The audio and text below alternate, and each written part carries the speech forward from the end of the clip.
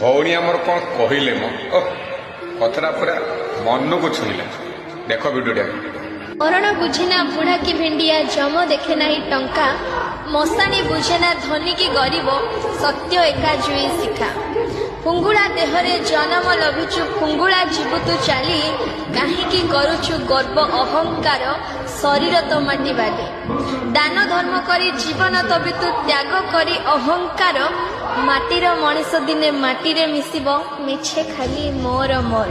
ଏ ଧନ ଜୀବନ ଯୌବନ ଏଠି କେହି ବି ନୁହେଁ ଆପଣାର, କର୍ମ ଏକା ହିଁ ଖାଲି ନି। ମହମବତୀ ଲଗେଇ ମୃତକଙ୍କୁ ସ୍ମରଣ କରାଯାଏ, କିନ୍ତୁ ମହମବତୀ ଲିଭେଇ ବର୍ଥଡେ ସେଲିବ୍ରେସନ କରାଯାଏ।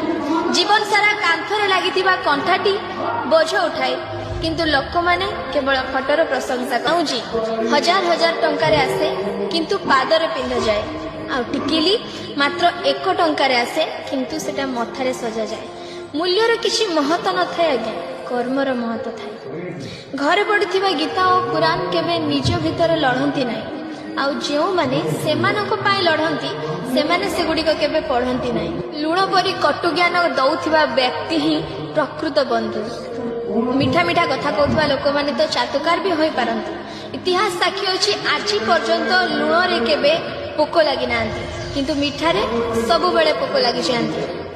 ଭଉଣୀ ଆମର କଣ କହିଲେ ମ କଥାଟା ପୁରା ମନକୁ ଛୁଇଁଲା। ଦେଖ ଭିଡ଼ିଓଟା।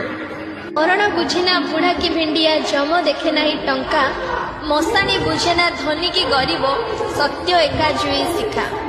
ଫୁଙ୍ଗୁଳା ଦେହରେ ଜନମ ଲଭିଛୁ, ଫୁଙ୍ଗୁଳା ଯିବୁ ତୁ ଚାଲି, କାହିଁକି କରୁଛୁ ଗର୍ବ ଅହଙ୍କାର, ଶରୀର ତ ମାଟି ବାଲି। ଦାନ ଧର୍ମ କରି ଜୀବନ ତବି ତୁ ତ୍ୟାଗ କରି ଅହଙ୍କାର, ମାଟିର ମଣିଷ ଦିନେ ମାଟିରେ ମିଶିବ, ମିଛେ ଖାଲି